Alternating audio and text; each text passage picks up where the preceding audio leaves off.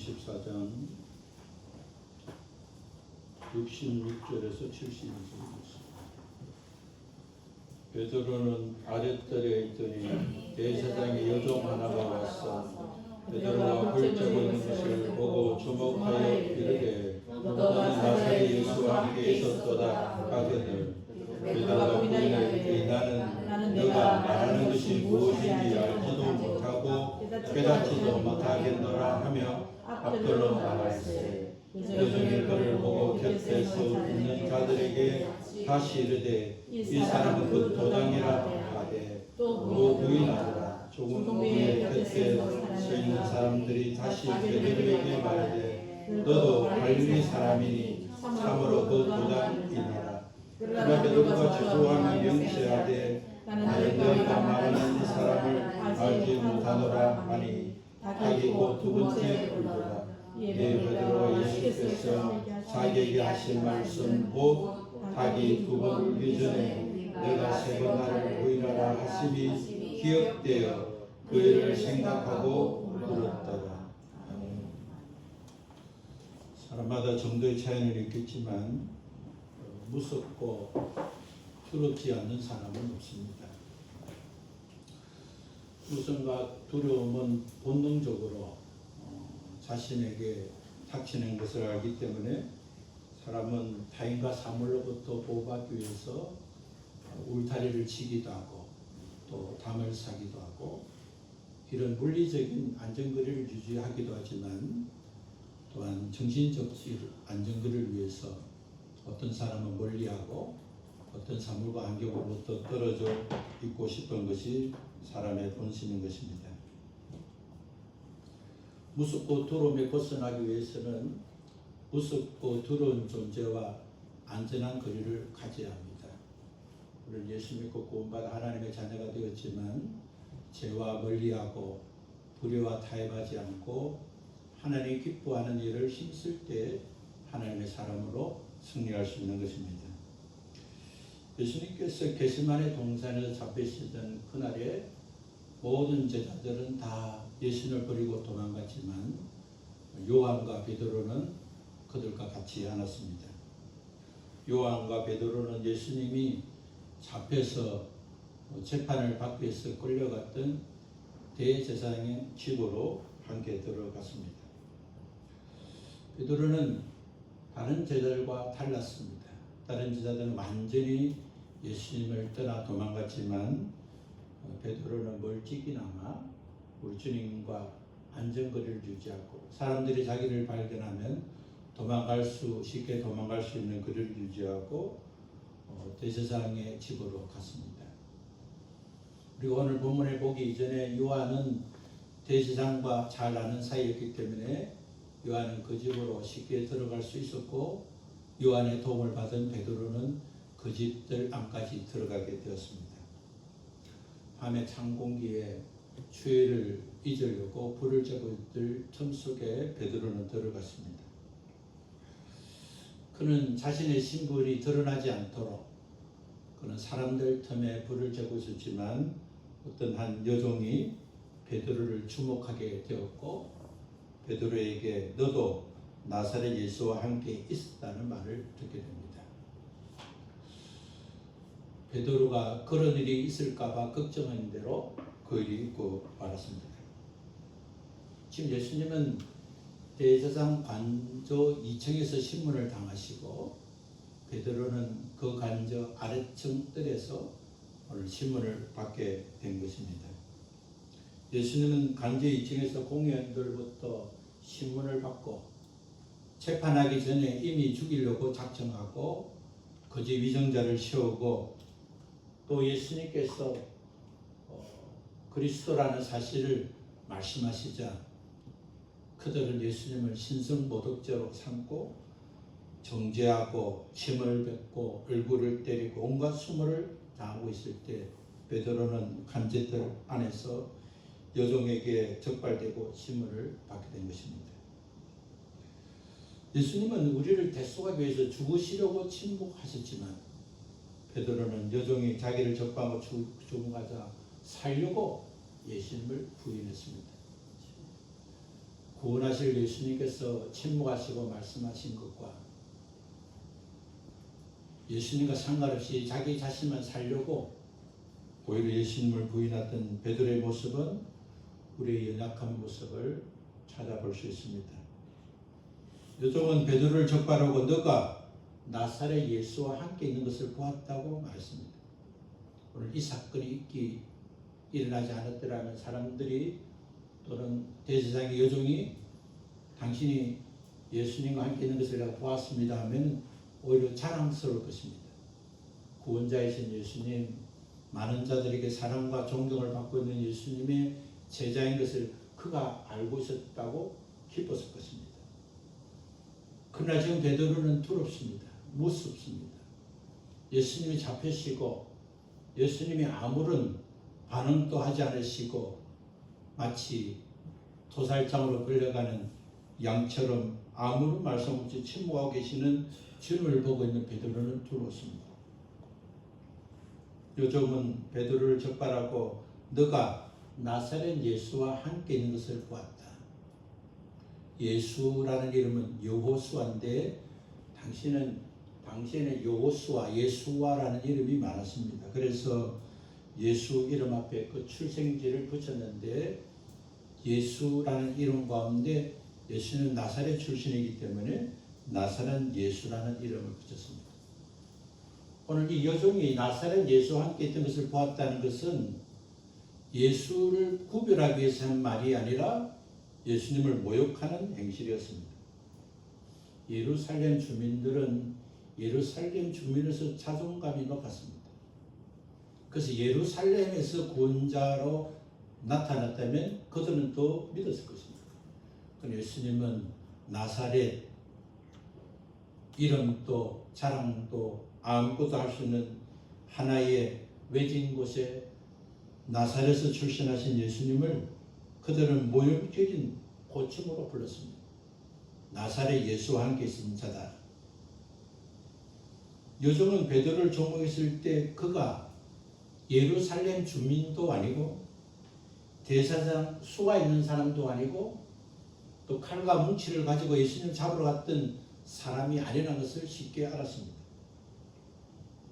그래서 그 여종은 베드로를 보면서 당신이 나사렛 예수와 함께 있는 자라고 그렇게 주목한 것입니다. 베드로는 그 말을 듣는 순간 즉각적으로 본능적으로 너가 말하는 것이 무엇인지 알지 못하고 깨닫지 못하겠다. 도대체 무슨 말을 하는지 나 모르겠다. 베드로가 그 말을 하면서 얼마나 마음이 불편했겠습니까? 살려고 우리도 그렇게 살고 싶지 않지만 어떤 경우에는 어떤 문제를 모면하기 위해서 늘 가까운 아내와 남편으로부터 추궁받을 일 있으면 변명을 할 때가 많은데 베드로는 정말 생명이 위태로운 순간이기 때문에 너가 말하는 것이 무엇인지 알지도 못하고 깨닫지도 못하겠다면서 뒷뜰에서 출구가 있는 앞뜰로 갔다고 기록하고 있습니다. 예수님께서는 거짓 증언자들이 나서서 예수님을 위정하고 또 예수님을 모욕하고 예수님을 추궁하고 그때 대제사장이 어떤 말을 해라고 했을 때도 예수님은 대속의 은혜를 주시려고 침묵하셨지만 베드로는 적극적이고 단호하게 예수 그리스도와 함께 있었다는 그 사실을 부인하고 인정하지 않았습니다. 그는 그 위기를 모면하려고 성전 뒷뜰에서 앞뜰로 나갔습니다. 베드로가 그 자리를 피하고 앞뜰까지 나갔지만 여종은 베드로 주변에 있는 사람들에게도 찾아가서 이 사람이 그 도당이라고 말했습니다. 이 사람이 바로 나사렛 예수와 함께 무리를 지으면서 따르는 그 도당이라고 말을 했습니다. 여종은 베드로가 자기 말을 듣고 자리를 피하는 것도 수상하고 자기가 떳떳하다면 그 자리에 있으면서 무슨 말인지 모르겠다 해야 되는데 그 말을 듣고 자리를 피할 때 더 수상했을 것이고 그가 또 거기에 있을 때 그 말하는 것을 볼 때 너가 무슨 말을 하는지 내가 깨닫지도 알지도 못하겠다 할 때 그가 쓴 언어는 뭡니까? 예루살렘 표준어가 아니라 갈릴리 사투리였습니다. 누가 봐도 갈릴리 사람이고 모양과 행실과 말을 볼 때 그는 예수님과 함께 있었던 자인 것이 분명했습니다. 그럼에도 불구하고 베드로는 즉각 두 번째 그 종이 한 말을 부인했습니다. 마태복음 26장 72절의 말씀을 보면 베드로는 두 번째 추궁에 맹세까지 하면서 예수님을 부인했다고 했습니다. 살면서 우리가 맹세를 많은데 심하게 맹세하는 것은 우리 어머니를 걸고 아버지를 걸고 내 생애를 걸고 내 아들을 걸고 뭐 어떤 경우를 가지고 맹세를 하는데 주님은 그 어떤 것도 맹세하지 말라고 했습니다. 사람은 맹세할 수 있는 존재가 아닙니다.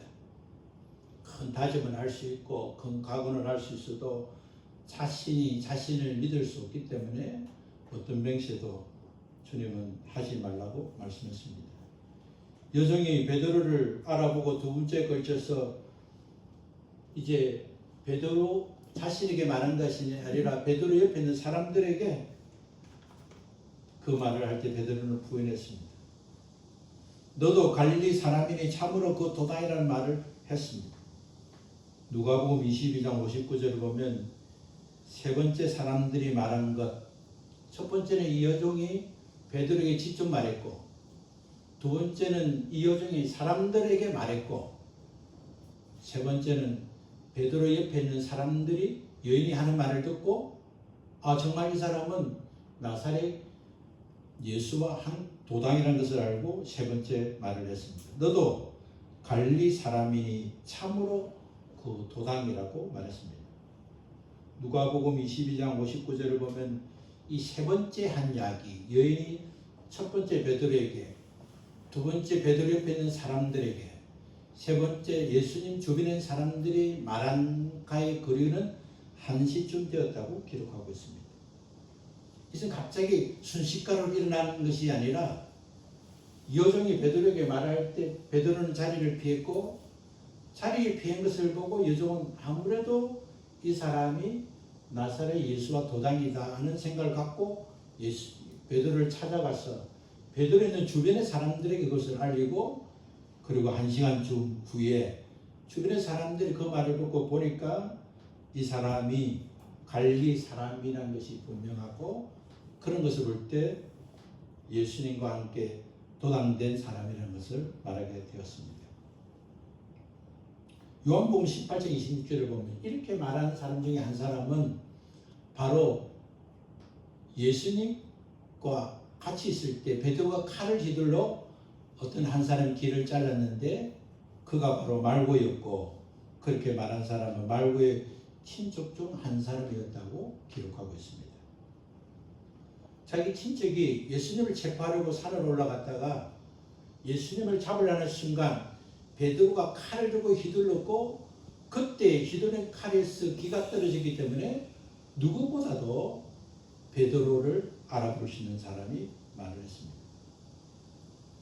처음에는 여종 하나가 죽음을 받았지만 점차 베드로를 본 사람이 많아지고 돌아설 수 없는 확신된 사람들이 그 산에서 그 일을 목격한 증인이 그가 바로 예수님 한 도당이라는 말을 들었을 때 베드로는 더 이상 변명할 수가 없었습니다. 그럼에도 베드로는 위기에서 벗어나기 위해서 저주하며 맹세하되 나는 너희가 말하는 이 사람을 알지 못하노라고 말을 했습니다. 대속하기 위해 죽으시려고 침묵하셨던 예수님과 살기 위해 예수님을 부인하는 베드로의 모습은 점점 더 극력하고 대조적으로 보입니다. 우리가 죄악의 나락으로 떨어지면 떨어질수록 우리 주님께서 우리를 어떻게 보고 있을까? 우리가 주님을 기쁘시게 하면 주님은 어떤 모습으로 바라볼 수 있을까? 하는 것들을 생각할 수 있는 장면이기도 합니다. 베드로의 이런 반응은 단순히 부정적인 차원을 넘었습니다. 이제는 맹세하면서 그는 위기 모면을 위해서 저주하고 맹세하고 너희가 말하는 이 사람을 알지 못한다고 말했습니다. 요한복음에 보면 두 번째 질문 뒤에 닭이 울었다고 했는데 오늘 본문에서 첫 번째 닭이 울은 이후에 베드로는 닭이 두 번째 우는 소리를 듣자 예수님께서 베드로에게 하신 말씀이 생각났다고 했습니다. 사람의 어떤 일이 생각나면 그것이 상처가 될 수도 있고 위로가 될 수도 있고, 그러나 그 생각이 사람을 새롭게 시작하는 도구가 되는 것입니다. 예수님께서 게네사렛 동산으로 올라오시기 전에 제자들이 다 흩어지라고 말씀하셨을 때 주님께서 그렇게 말씀하셨다면 반드시 이루어지리라고 믿어야 함에도 불구하고 주님의 말보다 자기의 자신이 더 믿음직해서 주님이 그렇게 말씀했지만 다 주님을 버릴지라도 나는 그렇지 않겠다고 대답했습니다. 나는 그럴 수 없지만 주님이 그렇다면 그렇게 되는 것이 신앙의 삶에도 불구하고 베드로는 주님이 그렇게 말씀하셔도 주님 말씀대로 이루어지지 않고 제 뜻과 저 계획대로 이루어지리라고 말을 하게 된 셈입니다. 예수님께서 내가 진실로 내게 이르노니 오늘 이 밤 닭이 두 번 울기 전에 너가 세 번이나 나를 부인하리라는 말씀이 생각났습니다. 누가복음 22장 61절의 말씀을 보면 닭 울음 소리와 동시에 예수님의 눈과 베드로의 눈이 마주쳤다고 기록하고 있습니다. 그 말을 들을 때에 예수님께서 베드로를 향하여 보고 계신 것이 베드로가 예수님을 보는 순간 마주치게 된 것입니다. 주님은 우리를 늘 보고 계시고 우리가 주님을 볼 때 주님이 늘 보고 계심을 알게 됩니다. 우리가 믿음이 떨어지고 실족하면 주님이 어디 계시냐고 말을 하지만 그러나 우리가 기쁨 가운데 주님을 자꾸 구할 때 주님은 여전히 우리를 보고 계시고 지키시고 함께 하신 것을 알 수가 있습니다. 베드로는 닭 울음 소리와 더불어 철저한 실패자가 되어 있는 자신을 보면서 그럼에도 불구하고 주님은 자신을 보고 계시는 것을 보고 그는 예수님의 말씀을 생각하고 기억하며 울음을 터뜨리게 되었습니다. 베드로가 예수 그리스도께서 자기에게 하신 말 곧 닭이 두 번 울기 전에 너가 세 번 나를 부인하라는 말씀이 기억되었습니다. 그는 그 말씀을 기억하고 그 일을 생각하고 울었습니다.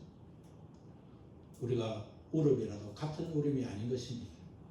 우리가 잘못 살아온 일들, 또 인정하고 살아온 일들, 우리 주님께서 내게 하신 말씀을 기억하는 일들, 또 내가 옳다고 생각하는 일들, 우리가 기억하고 생각하고 오는 것과 그냥 단순히 슬프고 힘들고 울어서 오는 것은 가치가 다른 것입니다. 오늘 본문에 기록된 단어와 문맥을 보면 베드로가 그냥 말씀이 생각나서 울었던 그 정도를 표현한 것이 아니라 머리를 벽에 부딪히며 자신이 주체할 수 없을 만큼 심히 울었다는 것을 생각할 수 있습니다. 이에 대해서 마태와 누가는 베드로가 심히 통곡했다고 기록했습니다.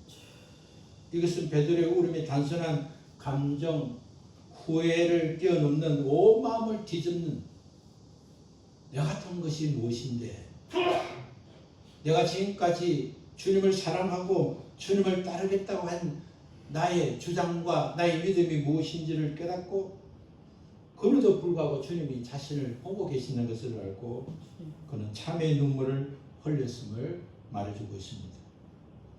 베드로는 철저히 실패했지만 또한 철저히 회개함으로 새로운 가능성을 부여받게 되었습니다. 두렵고 불안해서 예수님을 부인하고 부정했던 베드로였지만 그러나 주님의 말씀을 기억하고 생각하고 주님과 마주친 눈빛을 통해서 자신이 얼마나 연약하고 부족하고 주님의 도우심이 없으면 살 수 없는 자인 것을 깨닫고 그는 철저히 회개하며 주님이 원하시는 길을 갈 수 있는 도약을 하게 된 것입니다. 회개보다 은혜를 사모하고 저주보다 축복을 사모하는 것은 신앙인에게 바람직한 모습이지만 그러나 회개할 때 은혜를 누릴 수 있고 회개할 때 저주가 끊어지고 축복을 누릴 수 있는 것입니다. 기독교인의 가장 근원적인 신앙은 우리 주님이 공생을 시작하실 때와 또 우리 주님이 재림하실 때 우리 주님께서 말씀하신 회개가 우리 신앙의 중심이 되어야 할 것입니다. 예수님이 공생을 시작하는 첫 메시지는 회개하라 천국이 가까우니라고 말씀하셨고, 요한계시록 2장에 보면 예수님께서 소아시아 7교회에 말씀하신 핵심 내용은 복음의 시작도 회개고 복음의 마지막도 회개라는 사실을 말씀해 주고 계시는 것입니다. 기독교 신앙의 핵심은 뭡니까? 제3의 은혜인 것입니다. 예수 그리스도께서 우리를 대속해서 죽으신 그 십자가의 그 사랑은, 그 은혜는 무엇입니까? 우리를 대신해서 제3의 은혜인 것입니다. 그래서 기독교의 신앙의 핵심은 제3인 것입니다. 우리가 예수를 믿을 수 있는 표정은 예수님께서 부활하신 것이 예수 믿을 수 있는 표준이 되고, 내가 구원받고 하나님의 자녀가 된 것은 제3을 받았기 때문에 하나님의 자녀가 된 것입니다. 하나님께서 우리에게 베풀어 주신 가장 큰 은혜는 제3의 은혜인 것입니다. 제3의 은혜를 입는 것은 죄에 대한 해결부터 시작된 것입니다. 하나님 나라가 도래됐을 때 그 하나님의 나라가 우리 안에 임하게 되는 첫 번째 우리에게 주신 하나님의 은혜는 회개인 것입니다. 회개하지 않으면 제3의 은혜를 받을 수 없습니다. 죄가 있는 곳에는 사단의 합법적인 권세가 있기 때문에 회개하고 죄 용서를 받아야 사단의 권세가 끊어지고 하나님의 자녀로 살아갈 수 있는 권세를 받는 것입니다. 그렇기 때문에 우리에게 가장 중요한 것은 우리가 진정한 자유를 누리려면 우리는 회개를 통해서 받게 되는 것입니다. 회개는 은혜를 받고 저주를 끊어내게 하신 하나님의 최고의 선물인 것입니다. 베드로는 예수 그리스도께서 하신 말씀을 기억했습니다. 그래서 그 일을 생각하고 울었습니다. 베드로의 이런 눈물 흘린 회개의 기도를 통해서 예수 그리스도의 말씀이 다시 한번 그에게 조명되었고, 예수 그리스도께서 얼마나 자기를 생각하고 말씀하신 것을 깨닫게 되었습니다. 사도행전 2장 38절에 보면 예수님께서 십자가에서 대속하시고 부활하신 후에 제자들에게 기도하고 기다리라고, 성령을 기다리고 있을 때 그들은 마가의 다락방에서 기도하는 가운데 오순절날 성령 충만을 받게 되었습니다. 제자들이 성령 충만을 받고 그것에 약 120명의 사람들이 기도하고 있었는데, 그 기도하는 자들이 방언으로 기도하고 일어나는 여러 가지 현상을 보고 그것을 목격하는 사람들이 어떻게 하면 자신들이 구원을 받았을까 하는 그런 심각한 감정에 휘말렸습니다. 베드로가 예수 그리스도의 죽으심과 예수 그리스도의 부활의 말씀을 그들에게 전하자 그들의 마음이 찔려서 베드로와 다른 사도들에게 형제들아 우리가 어찌할꼬 하고 물었습니다. 그때 베드로의 첫 설교는 너희가 회개하여 각각 예수 그리스도 이름으로 침례를 받고 제3을 받아라. 그리하면 성령의 선물을 받으리라고 말씀했습니다. 요한복음 3장 5절의 말씀 보면 예수께서 진실로 진실로 너희에게 이르노니 사람이 물과 성령으로 거듭나지 아니하면 하나님 나라에 들어갈 수 없다고 말씀하셨습니다. 물과 성령으로, 물과 불로서 거듭나는 것은 무엇입니까? 물과 성령으로 거듭나는 것은 물로 침례를 받고 성령으로 침례를 받는 것입니다. 물로 침례를 받는 것은 무엇입니까? 나의 죄를 고백하고 예수 그리스도를 나의 주인으로 영접할 때 그 신앙의 고백으로 침례를 받는 것입니다. 신앙의 고백으로 침례를 받은 자는 성령을 통해서 우리 마음과 삶을 새로워지는 성령의 침례를 받게 되는데, 물과 성령으로 거듭나지 않는 자는 하나님 나라에 들어갈 수 없다고 했습니다. 물과 성령으로 거듭나는 기본은 회개인 것입니다. 회개할 때 하나님의 형상을 회복할 수 있고, 회개할 때 제사를 받을 수 있고, 회개할 때 하나님이 기뻐하는 사람으로 출발할 수 있는 것입니다. 회개는 구원을 이룰 때만 필요한 것이 아닙니다. 감사와 찬양을 드리는 것만큼 회개가 필요합니다. 우리는 살면서 회개에 대한 부정적인 생각이 많습니다. 그래서 악하고 더러운 영들은 회개하지 않고 은혜를 누리도록 유혹을 합니다.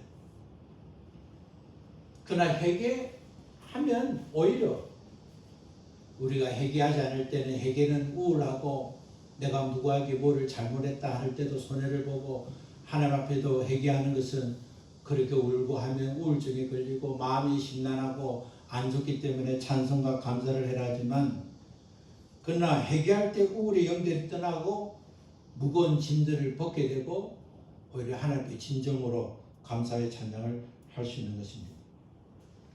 고린도후서 7장 10절의 말씀을 보면 하나님의 뜻대로 구하는 근심은 후회할 것이 없는 구원에 이르게 하는 회개를 이루는 것이요 세상 근심은 사망에 이른다고 말씀했습니다. 하나님 향한 근심, 어떻게 하면 하나님의 기쁨이 될까? 어떻게 하면 믿음 생활 잘할 수 있을까?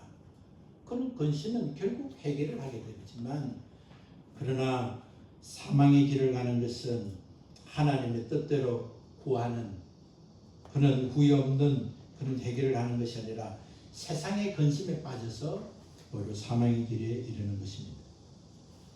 그러므로 신앙이 성숙할수록 회개한 일이 적어야 된다고 생각할 것이 아니라 신앙이 성숙하면 성숙할수록 회개할 일이 많아야 하는 것입니다. 세상적인 의미에서 회개라는 의미를 담는 것은 굴복감이 있습니다. 누가 다른 사람이 잘못했다 하면 그 잘못했다 하는 동시에 상대가 나를 체벌할 수 있는 권리를 내어주는 겁니다. 그래서 나의 잘못을 인정하면 상대로부터 나의 잘못에 대한 비판을 받게 되고 책임을 져야 되고 그렇기 때문에 미안하다, 잘못했다 이런 말들을 하기 싫어합니다. 그래서 부부관계에서도 그냥 미안하다, 잘못했다, 내가 실수했다 하면 금방 해결될 것도 내가 이렇게 된 것은 당신 탓이고 이렇게 될 수밖에 없었고 이런 것 때문에 오히려 다투고 갈등이 생길 때가 많습니다. 우리가 신앙의 성숙이 되면 뭐가 달라집니까? 자기의 잘못을 고백하는 방법과 수단이 달라지는 것입니다. 성숙한 그릇이 되면 자기의 잘못을 인정하는 말을 하면 오히려 상대를 더 사랑할 수 있고 더 사랑받는 자가 된다는 사실을 알게 됩니다. 그렇기 때문에 우리가 거룩한 하나님의 자녀로서 믿음 생활 잘 하려면 고맙다, 사랑한다 하는 그런 말과 동시에 미안하다, 잘못했다는 말을 잘할 수 있으라는 것입니다. 회개의 첫 번째 열매는 하나님의 자녀가 되는 것입니다. 회개의 두 번째 축복은 하나님 주신 형통의 길을 여는 것입니다. 악한 영들이 합법적으로 우리를 가로막고 있는 것을 우리가 회개하면 가로막고 있던 합법적인 길이 무너져서 하나님 주신 형통과 축복을 받게 되는 것입니다. 하나님의 자녀가 되는 회개는 한문으로서 끝나는 거지만 그러나 하나님과의 좋은 관계, 하나님부터 축복을 받고 누리는 것은 우리의 생애를 마치는 그날까지 계속되어야 하는 것입니다. 성숙한 그리스도인이 되고 은혜와 상급을 누리기 위해서는 주님 오시는 그날까지 회개해야 하는 것입니다. 구원받은 하나님의 자녀는 세대와 가문과 지역과 국가로부터 상속된 제약들이 있습니다. 성경은 당대에 지은 죄를 당대에 심판하지 않고 3대에 걸쳐서 심판하신다는 주님의 약속이 있습니다. 그렇기 때문에 우리는 우리의 3, 4대로부터 물려받은 저주가 우리에게 임한다는 사실을 기억해야 합니다. 이미 세상을 떠났지만 세대와 가문의 지은 죄, 지역과 국가의 지은 죄를 우리가 대신 회개함으로 우리 가정과 우리 자녀와 후손들에게 내려가는 저주를 막아야 하는 것입니다. 정결한 자는 더러운 몸을 자주 깨끗한 몸으로 씻는 것처럼 정결한 신앙에는 영육간의 더러운 것들을 회개해야 합니다. 과거에는 아무것도 아닌 것처럼 느껴진 일도 회개하면 그렇게 마음 먹은 것조차도 회개하게 되는 것입니다. 회개한다는 것은 현실에 대한 관점을 하나님의 관점으로 돌아가는 것입니다. 나는 잘못한 것이 없다고 생각하지만 하나님께서 이 일을 원하지 않는 것을 알게 되고 회개가 깊어지는 것입니다. 우리 마음과 생각이 땅에서 하늘을 보는 것이 아니라 하늘에서 땅으로 보는 신앙으로 자라게 되는 것입니다. 우리에게 육신의 일과 세상에 묶인 삶을 살 때는 죄악에서 벗어날 수가 없습니다. 죄악에서 벗어날 수 없으면 결국 율법 아래 놓이게 되는 것입니다. 예수 그리스도를 믿고 하나님의 자녀가 된 자는 율법 아래 있는 자가 아니라 율법 위에 있는 자가 되는 것입니다. 눈에 보이지 않는 세계는 회개로 깨끗해지면 마음이 청결하면 하나님을 볼 수가 있습니다. 눈에 보이지 않고 귀를 들을 수 없고 마음으로 생각할 수 없다고 해서 하나님 나를 부정했던 삶을 회개하지 않으면 그대로 살 수밖에 없습니다. 더 나은 삶, 하나님이 예배하시고 은혜 베풀어진 삶을 살려면 주께서 나에게 원하시는 것을 생각하고 기억하고 그를 위해서 우리는 투자하고 회개하고 변화되어야만이 가능할 수 있습니다. 회개의 레벨과 횟수를 올리는 것만큼 하나님이 선하시고 기뻐하는 뜻을 더 높은 레벨로서 더 높은 차원에서 선명하게 분별할 수 있습니다. 회개는 우리의 심령을 깨끗하게 하고 청결할 수 있는 유일한 수단이고 마음이 청결하면 하나님 앞에 더 가까이 나아갈 수 있게 되는 것입니다. 신용카드나 현금이 있으면 사회에서 세상에서 어떤 것도 통용할 수 있는 수단이 되는 것처럼 그리고 그 카드와 현금이 카드를 쓸 수 있는 것도 은행에 예치되어 있는 잔고와 신용에 달린 것처럼 우리 하나님 앞에 우리가 신고 행하고 하나님 앞에 온전한 믿음을 우리가 심어야만 하나님 앞에 그 믿음으로 쓰임받게 되는 것입니다.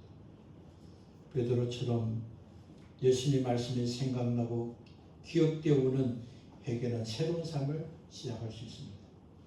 무섭고 두려웠지만 그래서 안전거리를 위해서 멀찍이 예수님을 쫓았지만 사람들이 말할 때 그는 자신의 무섭고 두려움을 짓기 위해서 자리를 옮기고 부정된 말을 했지만 주님이 말씀하셨던 그 말씀이 기억나고 생각나서 그는 탄식하며 울면서 주님 앞에 회개했던 베드로에게 주님은 기회를 주시고 사도로서 다시 한번 회복되는 기회를 주셨던 것처럼 이번 주는 우리가 주님의 말씀을 기억하고 생각하며 주님 앞에 우리의 잘못과 죄를 회개하고 대속하신 주님의 사랑을 붙들고 믿음으로 전진하면 주님께서 우리의 무너진 삶을 회복하시고 은혜를 베풀어 주실 것입니다. 그런 은혜가 우리 모두에 있기를 예수 그리스도 이름으로 축원합니다. 아멘.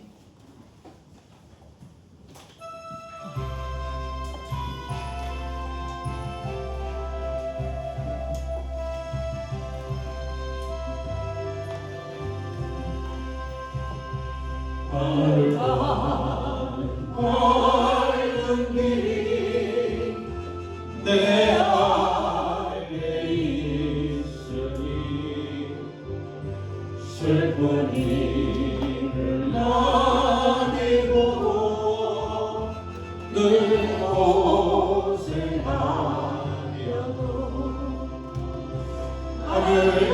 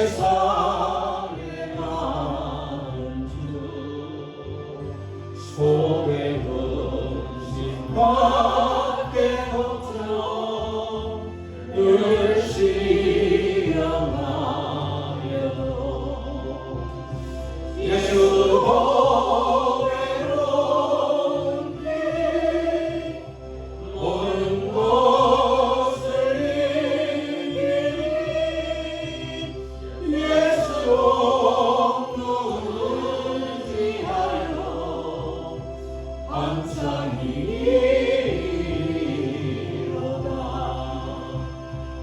내가 천성 바라보고 가까이 왔으니 아버지의 영광지에 나 쉬고 싶도다. 나는 부족하여도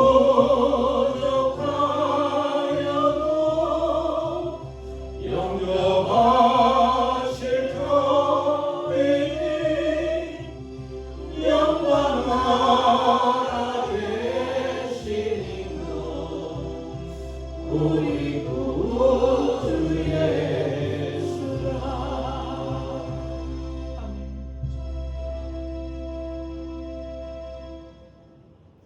하나님 아버지, 우리의 믿음이 그리스도의 정성한 분량까지 자라서 우리 주님이 우리를 대속하시려고 침묵하셨고 그리스도가 대신에는 말씀하셨지만, 그러나 베드로는 자신을 살기 위해서 자기를 부인하고 맹세하며 저주했음에도 불구하고 우리 하나님의 은혜로 우리 주님이 하신 말씀을 생각나게 하시고 기억나게 하셔서 울며 회개하며 하나님께 나아가도록 은혜를 베푸신 하나님을 찬양합니다. 하나님, 우리의 삶 가운데 자기의 주장과 판단과 결정이 늘 옳다고 생각하지 않도록 도와주시고, 우리가 헛된 게 잘못 길로 갈 때마다 주님께서 말씀하신 그 말씀과 주님께서 은혜를 베풀어 줬던 그 은혜의 시간들을 기억하며 생각하게 하시고, 기억나고 생각날 때마다 죄를 회개하고 하나님 앞에 정결한 삶을 살 수 있는 믿음의 사람이 되게 하여 주옵소서. 한 주간 동안 세상에 발을 디디지만 세상에 속한 자 아니라 하나님께 속한 자임을 알고 그걸 하나님을 사랑하고 하나님 뜻을 행하고 구원받은 하나님의 자녀기에 더 이상 회개할 필요가 없다는 그런 거짓된 주장에 물들지 않고 주님 오실 때까지 더 정결한 마음과 정결한 삶을 통해서 하나님을 볼 수 있는 믿음의 사람이 되게 하여 주옵소서. 이제는 우리를 구원하신 예수 그리스도의 은혜와 그 은혜를 허락하신 하나님 아버지의 크신 사랑과 그 은혜와 그 사랑과 살도록 우리 안에 내주하셔서 오늘도 교통하시는 성령님의 은혜가 주의 말씀을 듣고 오늘 주님께서 베드로에게 기억나고 생각나게 하셔 울면서 돌아섰던 그 말씀을 기억하고 그 은혜의 말씀대로 회개하는 일에 힘쓰고 정결하는 일에 힘써서 하나님의 사람으로 크게 쓰임받기를 원하는 사랑하는 주의 가정들, 그 가정 위에 저들이 하는 일터 위에 저들이 생각하고 말하고 행하는 그 삶의 자리 위에 지금부터 영원토록 함께 계시옵기를 주 예수 그리스도의 이름으로 축원합니다. 아멘.